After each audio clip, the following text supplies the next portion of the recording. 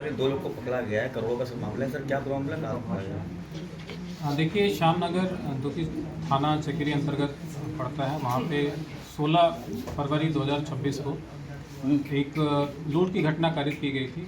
और लूट की घटना बड़ी ही विचित्र थी कि इसमें घटना कारित होने के बाद जिसका पैसा गया था वो बिल्कुल भी रेडी नहीं था मुकदमा लिखवाने के लिए। फ़िलहाल जब उसमें जो चुटेल था जिसके सर में चोट लगी थी, जब हमने उसको समझाया तो फाइनली वो उसने तहरीर दी। उसमें बताया कि लगभग 25 लाख रुपए उसके साथ लूट की घटना हो गई। पूरा केस वर्कआउट हुआ था, उसमें जो भी अपराधी सम्मिलित थे सबको पुलिस ने उठा के जेल भेजा था। लेकिन कहीं ना कहीं पुलिस के दिमाग में था कि इतनी बड़ी लूट की घटना होना और उसके बाद जिसका पैसा गया उसका मुकदमा ना लिखाना, उससे परहेज करना, कहीं ना कहीं ये दिमाग में सस्पिशन क्रिएट कर रहा था। और कहीं ना कहीं इसमें ये भी लग रहा था कि कुछ इसमें, क्योंकि ट्रांजैक्शंस जब हमने देखे इसके खातों के उस समय तत्समय, तो उसमें ट्रांजैक्शन बड़े हैवी दिखे थे। लगभग 1600 करोड़ रुपए का उस समय हमने ट्रांजैक्शन अभी देखा था कि इसमें 1600 रुपये इसके खातों में आए हैं, कैश विड्रॉल हुए हैं। तो उसमें कई चीज़ें, कई प्रश्न दिमाग में चल रहे थे। हो सकता है कि इसमें कुछ टेरर फंडिंग का भी कुछ एंगल हो सकता है, कि इसमें जीएसटी चोरी का भी कुछ एंगल हो सकता है, कुछ मतलब जो भी अपराध के तरीके हो सकते हैं वो पुलिस के दिमाग में सस्पिशन क्रिएट कर रहे थे।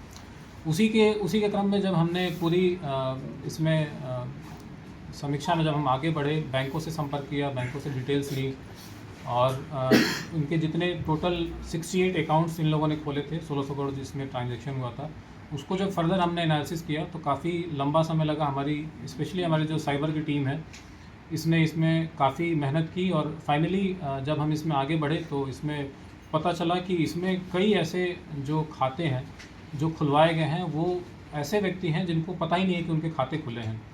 और कुछ तो खाते ऐसे मिले जो कि नॉन एग्जिस्टेंस पर्सन, मतलब जो व्यक्ति इस संसार में है ही नहीं, संसार में है नहीं मतलब एग्जिस्ट नहीं करता है, उसका फर्जी आधार बनाया गया, उसका फर्जी पैन कार्ड बनाया गया और उसका फर्जी अकाउंट भी खोला गया।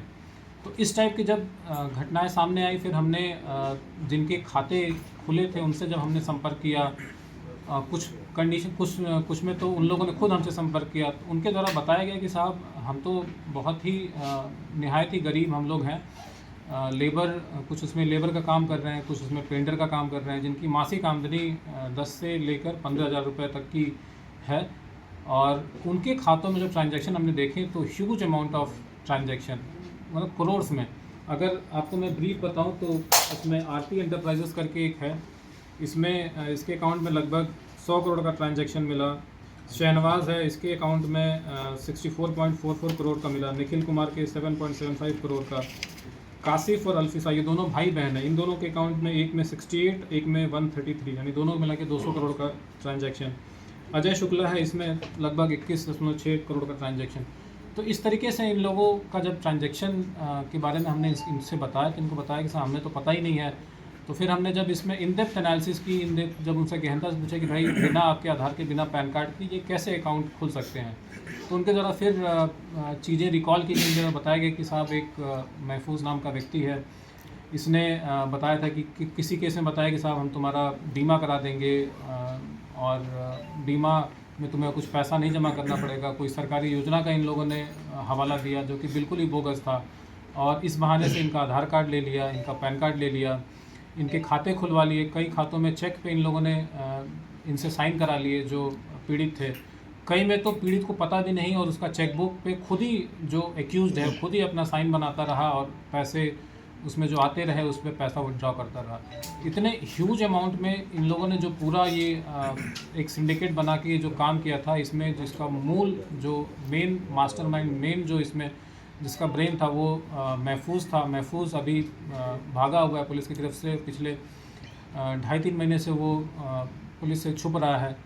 उसके गैंग के जो 2 मेंबर्स हैं उसको पुलिस ने आज पकड़ा है। इसमें इसका जो साला महताब है, महताब को पकड़ा है, महताब का लड़का मासूम।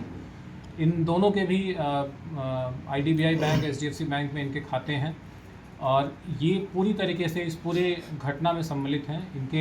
इनके द्वारा और जो मुकदमे इसमें लिखवाए गए हैं, इसमें महफूज, महताब, मासूम के अलावा इनके और भी जो पारिवारिक सदस्य हैं, जैसे इसका लड़का फैज़ है, इसकी वाइफ हैं, इसकी माँ है, इनके भी नाम लिखवाए गए हैं जिनके द्वारा डराया गया, धमकाया गया और इनके बोगस खाते खुलवाए गए। कुछ को लालच दिया गया, कुछ को बहकावे में रख के खाते खुलवाए गए। तो ये पूरा एक सिंडिकेट है जिसको पुलिस ने वर्कआउट किया है। इसमें से 2 लोग आज माननीय न्यायालय के समक्ष हम प्रस्तुत कर रहे हैं। जो बाकी इसमें एक्यूज्ड हैं, इसमें मेन एक्यूज महफूज है, इसकी पुलिस तलाश कर रही है और शीघ्र ही ये भी पुलिस के गिरफ्त में होगा। सर, एक जिसका नाम आपने बताया था कि उसने नाम अपना चेंज कर रखा है आधार कार्ड पैन कार्ड, हाँ, वो कौन व्यक्ति, उसका क्या रोल था? इसमें एक इंटरेस्टिंग केस ये सामने आया। इसमें एक शहनवाज नाम का व्यक्ति है।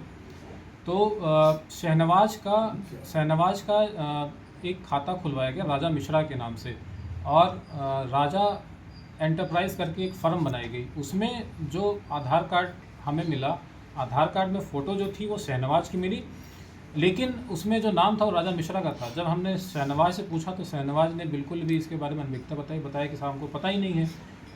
फिर हमने जब चेक किया तो मालूम चला कि ये जो आधार कार्ड है वो एडिट करके बनाया गया है। उसमें फ़ोटो लगाई है शहनवाज की और नाम लिखा है राजा मिश्रा का, और उसमें भी उसके माध्यम से फिर खाते भी खुल गए, फर्म भी खुल गई, और उसके बाद उसमें ह्यूज ट्रांजैक्शन भी हुए। तो ये दिखाता है कि कहीं ना कहीं पूरे शातिर माइंडसेट के साथ ये पूरी घटना कारित की गई है। इसमें राजस्व की हानि तो इन लोगों ने की ही है, जिसकी रिपोर्ट ऑलरेडी हमने पहले जीएसटी विभाग को भेजी है। साथ ही साथ हमने अन्य एजेंसीज़ को भी इसमें पत्र लिखा है कि वो भी अपने स्तर से जांच करें। लेकिन अभी भी हमारी जांच इसमें चल रही है, प्रचलित है, क्योंकि खाते बहुत ज़्यादा हैं और ट्रांजैक्शन बहुत ह्यूज हैं। तो इसमें अभी फर्दर और हम एनालिसिस करेंगे, और जो इसका मास्टरमाइंड है शीघ्र उसको भी हम। सर, कितने लोग इसमें जेल जा चुके हैं सर, ये पैसे जो ट्रांजैक्शन हुए कहाँ से आए? ये जो इसका मोडस ऑपरेंडी है, बेसिकली 2 चीज़ें ये करता है। पहला है कि जो स्लॉटर हाउस हैं, स्लॉटर हाउस के जो पैसे आते हैं वो इनके खाते में आते हैं, स्लॉटर हाउस के पैसे, और उसके बाद उसमें इनकम टैक्स बचाने के लिए क्या करते हैं कि फर्जी अकाउंट इन लोगों ने खोले हैं, उसमें पैसे मंगाए और पैसे फिर इन लोगों ने कैश निकाले और जो इसमें बेनिफिशियरी उसको दे दिया।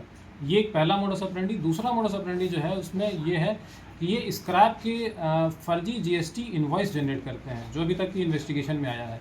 इसमें क्या है कि जैसे फर्म कोई हिमाचल प्रदेश की है, वो जिसने इनसे परचेज़ किया, स्क्रैप परचेज़ किया।